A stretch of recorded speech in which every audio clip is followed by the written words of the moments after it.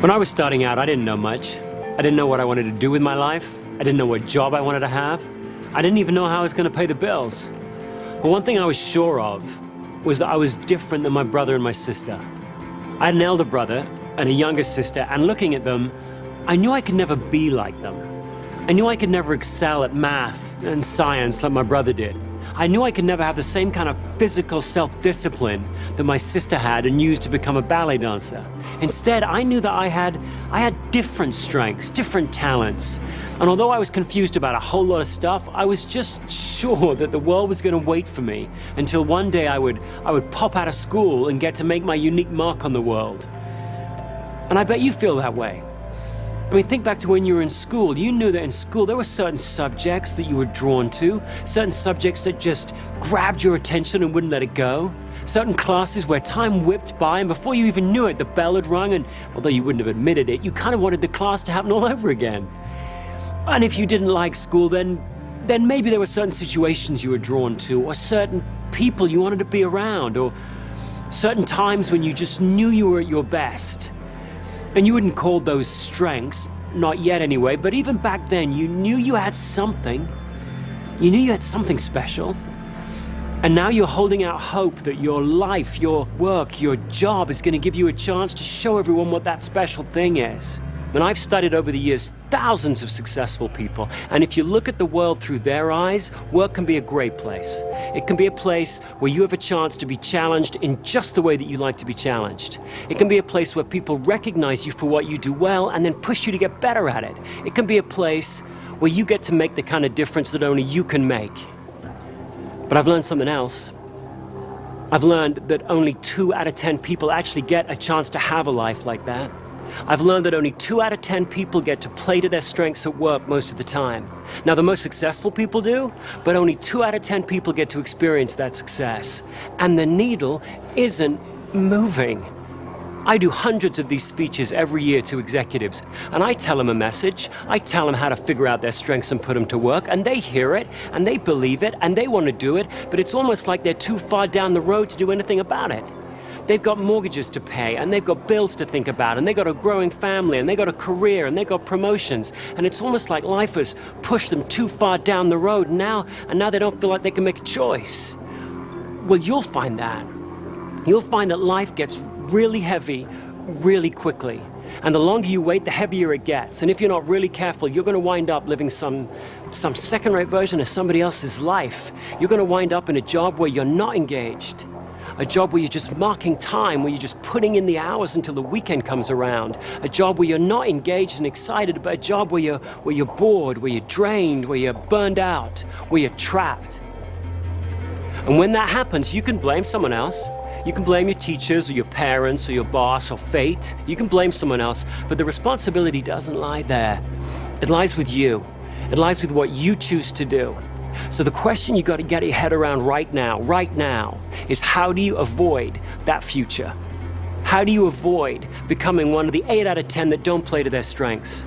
How do you get to build the kind of life where you are playing to your strengths in life most of the time? How do you build that life? How do you build that kind of success? What do you need to know?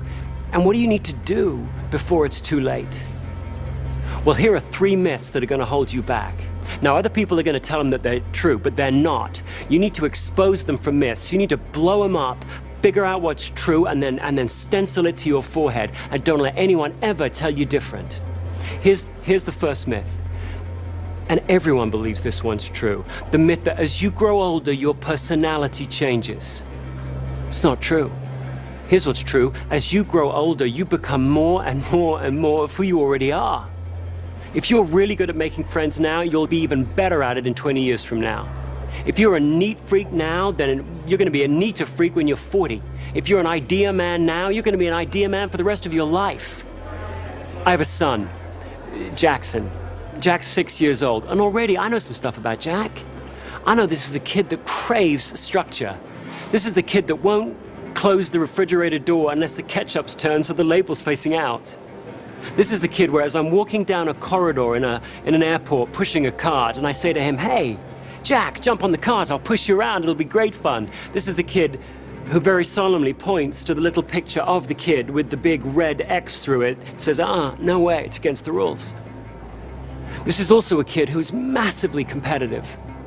I don't mean in a way that all 6-year-olds prefer winning to losing. I mean in a way that when he is seized by it, he doesn't quite know what to do with himself. It's like a physical force. He's watching his favorite football team on TV and they start to lose, and he starts to squirm and twist in his chair, and after a while he just gets so angst up about it he has to jump up and bury his head in the cushions next door.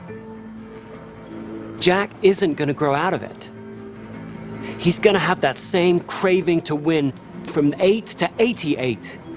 His dreams will change, his skills will change, his values will change, his beliefs will change, but the core of him, the strongest parts of his personality are going to remain the same, and so will yours. And that's okay. But of course what that means is that you need to get really good at describing what your strengths are. If your strengths don't change much during the course of your life, you need to become really specific at describing what they are. And most of us, frankly, are just terrible at that. You ask people in job interviews, what are your strengths? And people dance around and around that question and end up with vague, bland answers like, I'm good with people. I like making things happen. I'm a numbers guy. Well, no one's going to be impressed with that. If you're going to really push your time toward your strengths in life or in work, you've got to get much more specific than that. Now, you've been raised to believe that your strengths are what you're good at and your weaknesses are what you're bad at. But that's not true, is it really? Come on, think about it. You've got some stuff that you're good at that you hate. I mean, you're good at it, so people ask you to do it. In fact, they rely on you to do it, and maybe they've even pigeonholed you into doing it. But if you never had to do it again, it'd be too soon. What would you call that? I mean, I once had a friend who was a brilliant swimmer. At the age of 7, a lifeguard had seen him swimming in the sea, freestyle, told his parents had put him on a swim team, and all the way through school, he practiced and practiced. He did lap upon lap, swimming in the mornings, last thing at night, and he got on the swim team and he won meet after meet, broke record after record, and he hated it.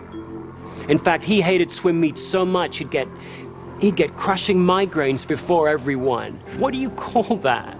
What do you call that when nature's blessed you with a ton of ability and given you no appetite at all?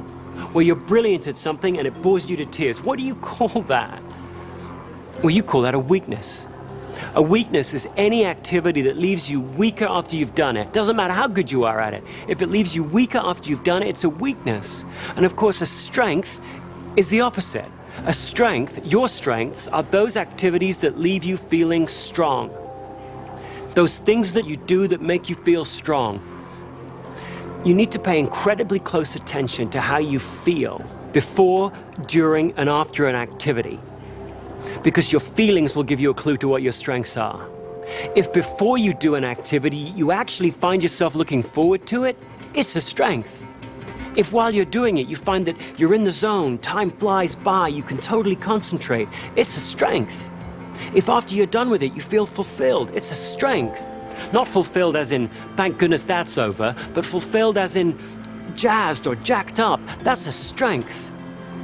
Now, to discover what your strengths are then, you don't need someone to tell you what they are. You don't need to take a test. You can find out what your strengths are in a regular week of life. Here's what you should do, just try this. Take a PHAT around with you for a week, and anytime you find yourself actually looking forward to doing something, doesn't matter what it is, anytime you find yourself actually looking forward to doing something, scribble it down. Anytime when you're doing something, you find yourself just really in the zone, stop for a minute, scribble it down. Anytime when you're done with something, you feel jacked up and enthused, scribble it down. Don't wait until the end of the day.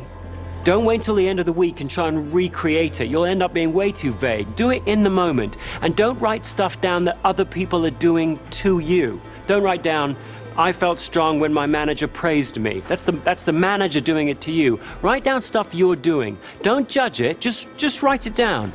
Verbs, stuff you're doing. I felt strong when I helped my mom understand that point I was trying to make. I felt strong when I cleaned up my room. I felt strong when I was retiling the bathroom. Doesn't really matter what it was. Just write it down. If you feel strong before, during, and after it, scribble it down. And then at the end of the week, what you'll find is you'll have a long list of activities. Well, scan that list and pick the 3 that really leap out at you. Those are your strengths.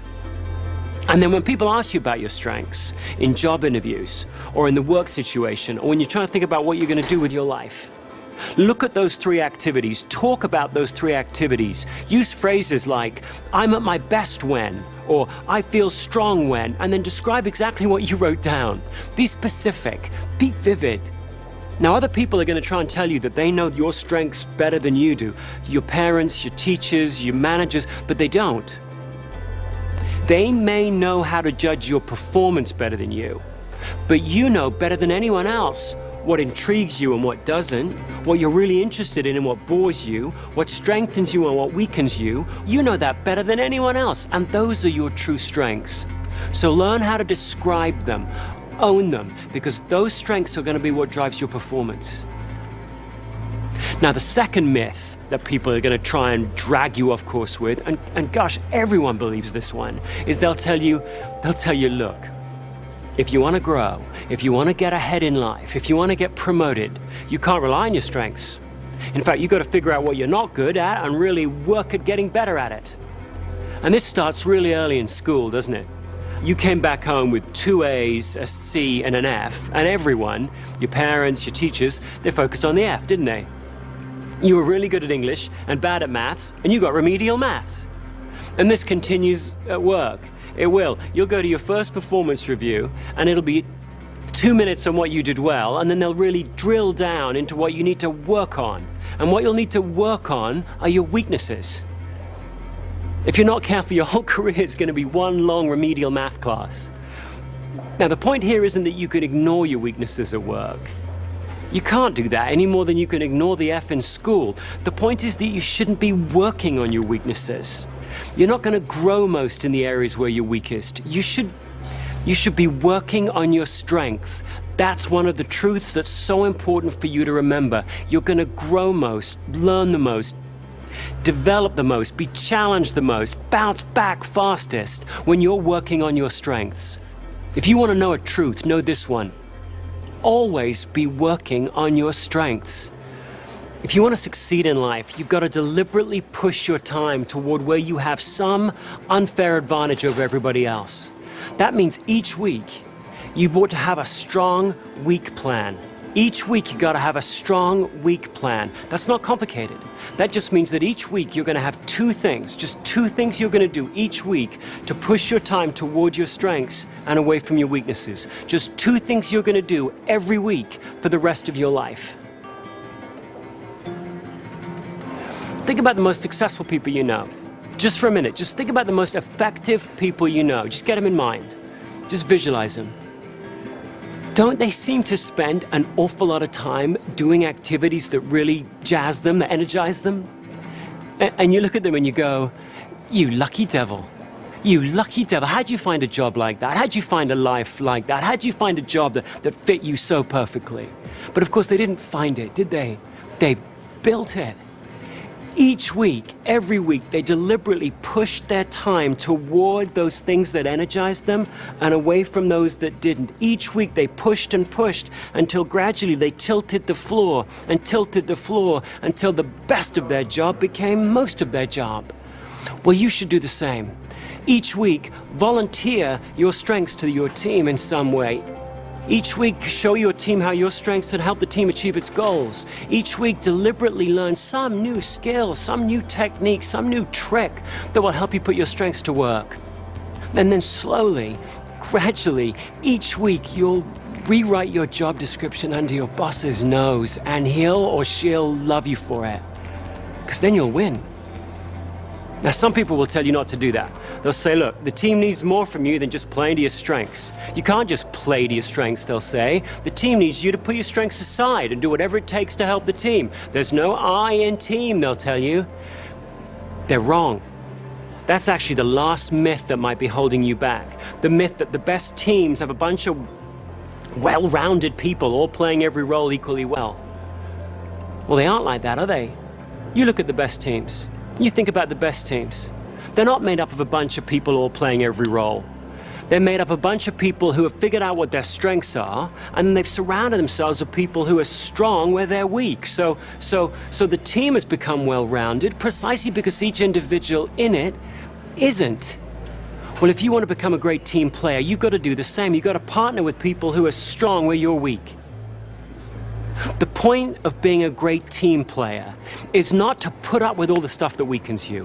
The point of being a great team player is to partner up with people who are different from you. What we, your teammates, what we need from you is we need to know, where are your shoulders broadest? Where can we rely on you the most? When the pressure's really on, where can we count on you the most? When the pressure's really on, what plays can you run?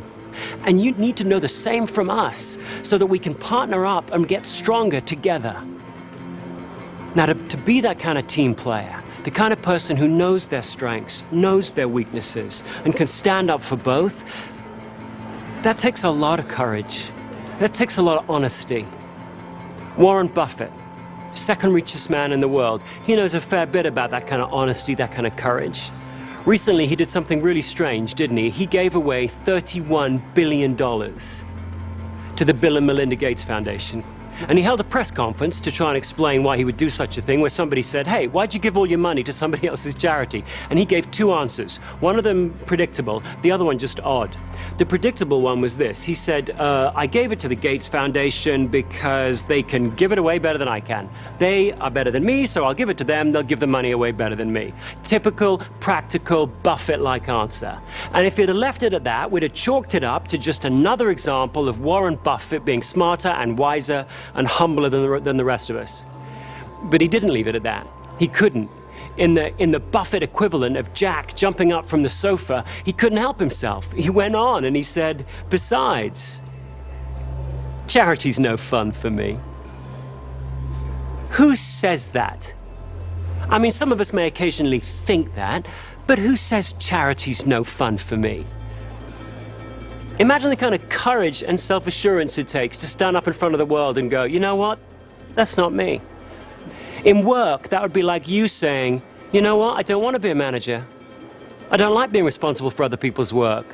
When everyone's telling you that to get ahead, you should want that you should want that job, that you should want to be promoted, it takes a strong person to be able to stand up and go, you know what? That's just not me. Now, when Warren Buffett said that, he wasn't trying to hand off all the rotten jobs off to somebody else.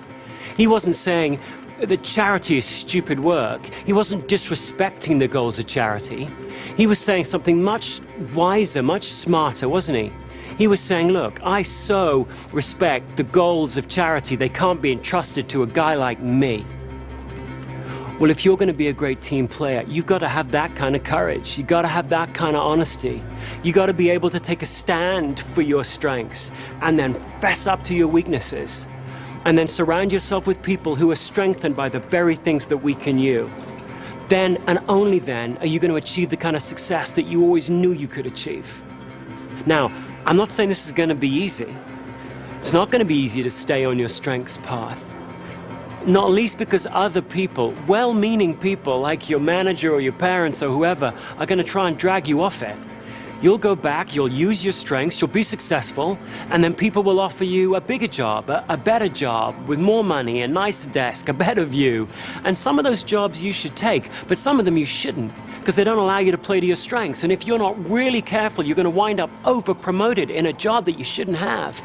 Well, the only person who has to stay clear-headed enough to figure out which doors to march through and which doors to slam shut is you. And I'm not saying this journey is without risk either. The whole strengths journey that you should be on for your life, there's risk to that. There's risk that one day you're going to go back and go all out with all of your strengths and not win. Like my son Jack will take all of his competitiveness, just really go all out with it and not outperform a competitor. That's a bitter pill to swallow, that is. Or maybe there's a risk that you'll go back and you'll say to your manager, I'm weakened by confrontation. And she'll go, like I care. You're trying to just hand off all the rotten stuff off to some other person. So yeah, there's risk that you'll be misunderstood. But a writer, Anais Nin, had a great line on risk. She said this, she said, and the day came when the risk it took to remain all tight in the bud became greater than the risk it took to blossom. There's risks to blossoming. There's risks to betting your life, your career, your success, your satisfaction on your strengths. But you know that from this day forward, the risks of not doing so are far greater. Because here's what I know. One, I know you have strengths. Whatever you think about in terms of your strengths and weaknesses, there are certain activities that make you feel strong. You have strengths. Two, I know that no one's got quite the same configuration, quite the same pattern of strengths and weaknesses as you do. The least interesting thing about you is your race, your sex, your age, your nationality. All the really interesting, unique things about you are beneath the surface, and no one's got quite the same strengths and weaknesses as you. Third, I believe that you'll be your most creative, most effective, most productive, most resilient when you figure out how to play to your strengths most of the time. And last, I believe that everyone will win when you do. You'll win, your company will win, your friends will win, your family will win, the world will win, everyone will win when you do. That's what I believe. But it doesn't matter what I believe. In the end, it matters only what you believe. So let tomorrow be a different day than today was. Let tomorrow be a stronger day than today was. By which I simply mean let tomorrow begin with you looking in the mirror and saying to yourself, what are my strengths and how can I contribute them today? And then let every day after that start the same way. Because you've always known what your strengths are. You've always known what was inside of you. So trust them, be proud of them, and go out and make your mark.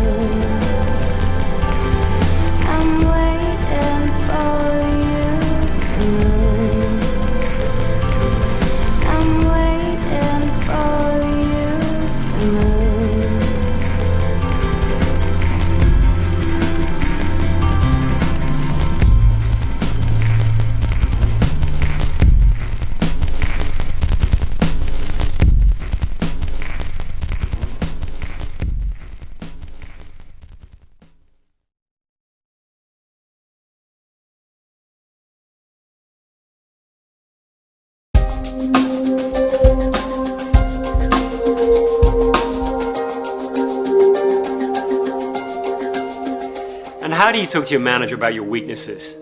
I mean, in most working places that I've been into, you're not supposed to have any weaknesses. By the time you get to any level of responsibility at all, you're supposed to be well nigh perfect.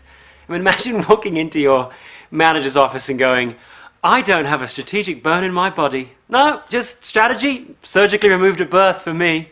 I can ask lots of what-if questions, I just don't have any answers. Or how about walking in and going, no, I'm just not a visionary. Can't see anything beyond around what's the next corner. Sorry, functionally blind beyond that area. I mean, who says that? Who says that? It sounds like you're like a First World War soldier going up to your captain and saying, I'm not really a go up over the trench kind of a soldier. I'm more of a stay at home, clean up the trench. You guys go up over the trench, I'll come back, it'll be spotless. I mean, come on. Who says that these days? And yet you've got to have the conversations. You've got to be able to talk to your manager about what weakens you. If for no other reason, then he or she's got to figure out how to cast you in the right roles. If you're going to manage around your weaknesses, you've got to talk to someone about it. You've got to talk to your manager about it. How do you do that? Well, here are two suggestions. First, don't say, this is a weakness of mine. Say, this is where my productivity is going to be lowest. In this area here, with this activity here, you're going to see less persistence from me, less creativity from me, less resilience from me. I'm not saying that to whinge, I'm just saying that to tell you.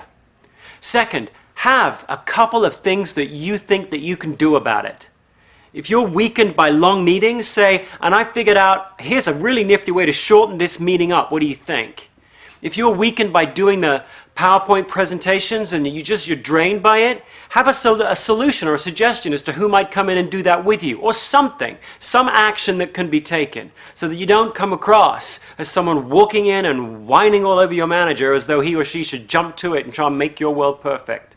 Your manager's job isn't to make your world perfect. Your manager's job is to drive performance with you. But to do that, they will need to have you take the responsibility for coming in and saying, hey, in these activities over here, these are where I am least productive, least effective, least creative.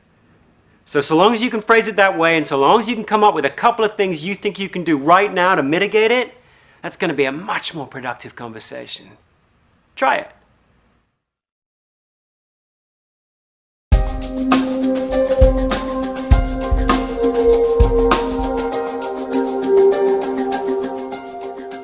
There was a great Broadway musical a couple of years ago called I Love You, You're Perfect, Now Change, which is pretty funny on the Broadway stage, but it's often something that we feel about our colleagues or our employees or our spouse or our family members for that matter. I love you, you're perfect, now change. And it raises the question, how much of a person can you change after you've hired them? How much of a person can you change when you're working with them? Which parts of you are changeable over the course of your life and which parts aren't? That's knowable. There's an answer to that question. The answer is that we can change your skills and your knowledge, but we can't change your talents. We can't change your enduring patterns of thought, feeling, or behavior. As an example, I can teach you the skill. A skill is a how-to. I can teach you the skill of how to present your product to a potential customer. Let's say you're a salesperson. I can teach you how to do that. I can teach you how to stock a shelf. I can teach you how to give an injection. I can teach you how to lay out a letter. I can teach you how to lay out a presentation. I can teach you all those how-to skills. The other thing we can change about you is your knowledge. I can change what you know about the competitive landscape out there. I can teach you what you know about the product that you're presenting or that you represent. I can teach you what you know from experience. So over time, your experience can change. I can teach you what you know about yourself. I can change your self-awareness. And I can change your values, which are part of knowledge. It's part of what you think to be important, what you know to be valuable in life. Clearly, over the course of your life, your values change. Your values at 15, what you think is totally important at 15 is not the same as what you think is totally important as 85. So I can change your values. Skills and knowledge, those can change. Your talents, your enduring patterns of thought, feeling, and behavior, those are enduring by very definition. So if you're competitive, if you're one of those people that instinctively compares what you're doing against somebody else, that loves pitting yourself against a peer on a level playing field and winning, you just get jazzed by that, I can't bleed that out of you. I can't berate that out of you. I can't make you ever believe that losing means nothing. I can't make you ever believe that it's not whether you win or lose, it's how you play the game. You'll never believe that if you're a competitor. If you're empathetic, if you're deeply empathetic and you feel the emotions of those around you, I can't change that in you. Flip that around. If you're not very empathetic at all, if you're one of those people who could be someone's best friend and never know it, then I can help you get a little better. I can teach you that empathy exists. I can teach you that other people have emotions that aren't yours. And I can teach you 2 or 3 skills that you might need to learn to be a better listener. I can teach you all that. But the only thing I'm going to do there is help you go from having no empathy to having some sort of karaoke version of empathy. I can help you get a little better. But in terms of those deep, recurring patterns of who you are, how empathetic you are, how focused you are, how competitive you are, how strong your need for achievement is, how driving your craving for significance is, how altruistic you are, I can't change those about you. Those are recognizable to you and your friends in the schoolyard, and they'll be recognizable by your grandkids when you're 85 years old. Those are the enduring parts of who you are. You need to trust them, own them, honor them, and then figure out a way to combine them with skills and knowledge, and so make a real impact in the world.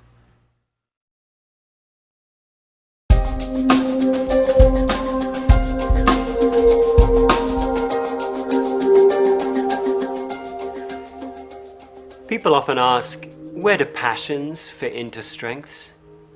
How does passion fit into focusing on your strengths in life? Well, passions are the building blocks. Passions are the building blocks of your strengths, but passions by themselves are relatively meaningless. If you're going to take your passions and actually put them to use, you've got to combine them with something specific. In fact, I would say that a strength is a precise passion. Strengths are passions plus precision. Think about it. Some people have a passion for helping others. They're just naturally altruistic. But a passion like that, ooh, I just want to help the world, is as vaporless as skywriting. It looks good up there, but it just blows away in the wind. If you're going to take your passion for helping people and actually put it to work, there's got to be some specificity that you bring to the table. You could take your passion for helping others and turn it into the discipline and the specific activities of being an ER nurse and working in the frenzied triage environment of a trauma unit. Or you could take your passion for helping others and turn it into the much different set of activities involved in being a grief counselor in a hospice. The activities that fill a week of a grief counselor in a hospice couldn't be any more different than the activities that fill the week of a trauma nurse. And yet both of them are under the passion of helping others. So if you really want to take responsibility for your passions, yeah, listen to them. Yeah, write them up in the sky there. But then over the course of your life, it's your responsibility to bring them down to earth and put some specificity, some specific actions, some specific activities to those passions of yours. Early on in life, I discovered that I had a passion for asking questions. I had a passion even for interviewing. I mean, I took it from asking questions to, ooh, I have a passion for interviewing. I took it from 30,000 feet to 5,000 feet. But actually, even that wasn't specific enough, because I realized I didn't actually love interviewing. I loved interviewing people that are good at their job about why they're good. I love anybody who's great at their job, whether it's, I don't know, whether it's a housekeeper or the president or the chief of staff of the army or a sergeant, doesn't really matter. So long as they're brilliant at their job, I love asking them why they're so good at what they do. I'm invigorated by that, passionate about that. But I'm not passionate about interviewing somebody who's good at their job about their political beliefs. I'm not passionate about interviewing someone who's bad at their job to help them get better. Sometimes I wish I was. Sometimes I wish I was passionate about helping someone who was struggling at their job to improve. But for no good reason that I can see, I'm not really. I'm only really passionate and invigorated by talking to people that excel, to explore why they excel. I've taken that 10,000-foot skywriting of asking questions and having a passion for that, and I've turned it into a specific set of activities that I can build my life around. If you want to live a strengths-based life, you've got to do the same with your passions. Take them out of the sky and bring them down to earth.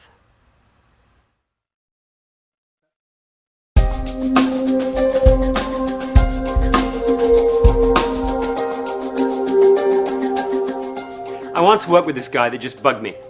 I didn't want him to bug me. I wanted to like him, but he just bugged me.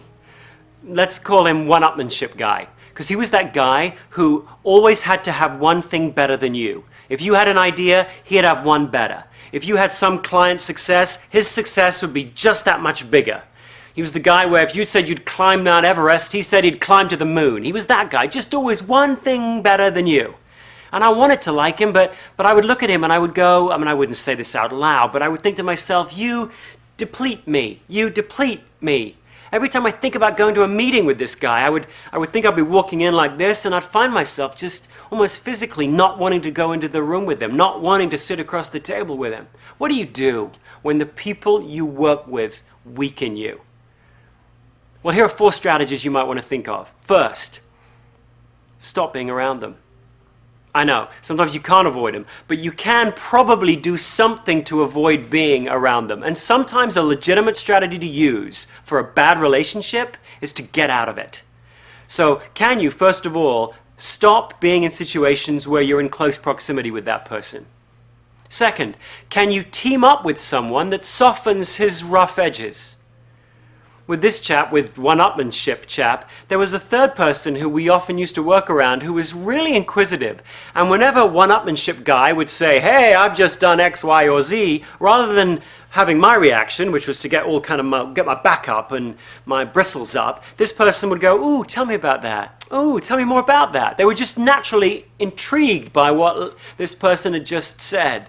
And actually, by hearing one-upmanship guy describe his new brilliant idea, I became kind of intrigued by one-upmanship guy's brilliant idea.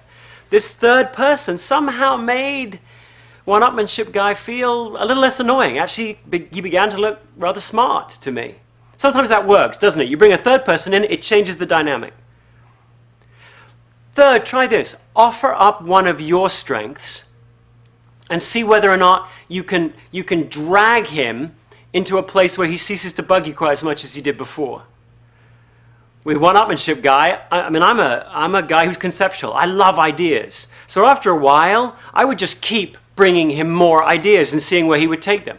I almost took it as a little competition with myself to keep seeing, in every meeting I was with him, could he really one-up every new idea, every new initiative, every new thought, every new action I could bring to the meeting. So in a weird way, he was motivating to me to keep offering up my idea strength, my innovation strength, my conceptual strength, and just see what he did with it. And frankly, sometimes he had some pretty darn good ways to take an idea of mine and take it up to a new level. Finally, try shifting your perspective on this person that weakens you. Can you begin to look at them through the lens of their strengths? Every single one of us probably rubs somebody the wrong way. And you could choose to look at somebody through what they don't bring. You could choose to look at somebody through who they aren't. You could choose to characterize anybody in the world by what they don't bring. Well, perhaps the problem wasn't one-upmanship guy's problem. Perhaps it was my problem. Perhaps I was looking at him as someone who was trying to compete with me, and all he was doing was trying to bring new ideas to the table. Perhaps I shouldn't have looked at that as a direct conflict or competition with me. Perhaps really I should have looked at that behavior as him never being satisfied. Maybe he was the kind of guy who always was looking for some better way, some new configuration, something as yet unthought of. And therefore maybe he was an awesome catalyst for me and the rest of the team. I did try that with him, and frankly it worked like a charm for many years. What began as my problem, he weakened me, I changed my perception, and suddenly I saw him in a totally different light. I'm not saying that will work with you every time. To go back to the original S, sometimes you do have to stop being around people. But there are other strategies you can try before you just opt out of the relationship and blame the other person.